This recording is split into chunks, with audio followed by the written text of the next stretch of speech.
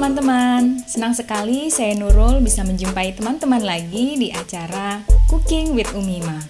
Kira-kira kali ini kita mau masak apa ya? Nah, kali ini kita mau masak menu dari daerah Sunda yaitu Pepes Tahu. Teman-teman sudah siap? Yuk kita lihat prosesnya.